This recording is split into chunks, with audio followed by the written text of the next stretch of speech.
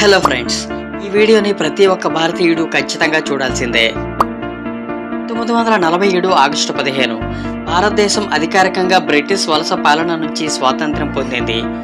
ఈ రోజున ప్రధానమంత్రి దేశానికి రాజధాని అయిన ఢిల్లీలో జాతీయ జెండాను ఎగరవేస్తారు. దేశ స్వాతంత్ర్యం కోసం ప్రాణాలను త్యాగం చేసిన సమరయోధులను స్మరించుకుంటూ దేశవ్యాప్తంగా స్వాతంత్ర దినోత్సవాన్ని ఎంతో ఉత్సాహంగా జరుపుకుంటాం.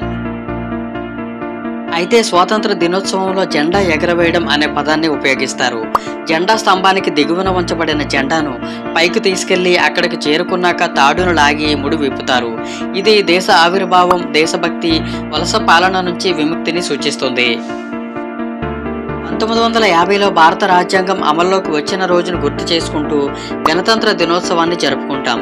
ఈ సందర్భంగా రాష్ట్రపతి జెండాను ఆవిష్కరిస్తారు.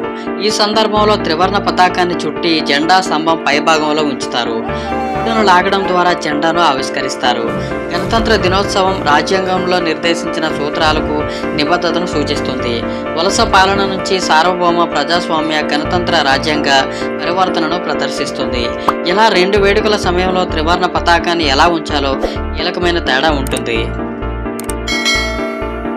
త్రివర్ణాల జెండాను స్వాతంత్ర దినోత్సవం రోజున భారత ప్రభుత్వ అధిపతిగా ప్రధానమంత్రి ఎగురవేస్తే, గణతంత్ర దినోత్సవం నాడు రాజ్యాంగ అధిపతిగా ఉండే రాష్ట్రపతి ఆవిష్కరిస్తారు. ఆగస్టు 15న స్వాతంత్ర దినోత్సవ వేడుకలు ఎర్రకోట ప్రాంగణంలో జరుగుతాయి. జనవరి 26 గణతంత్ర దినోత్సవ వేడుకలు రాజ్పథ్ వద్ద జెండా ఆవిష్కరణ జరుగుతుంది.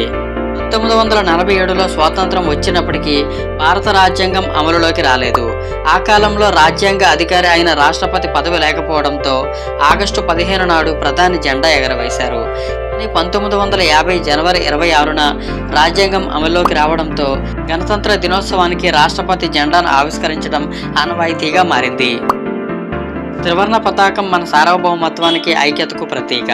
పతాకానికి సంబంధించిన ఈ తేడాలు ప్రతి భారతీయ పౌరుడికి తెలియడం ఎంతో ముఖ్యంగా విద్యార్థులకు జాతీయ పండుగల స్ఫూర్తి తెలియజేయాల్సి ఉంటుంది.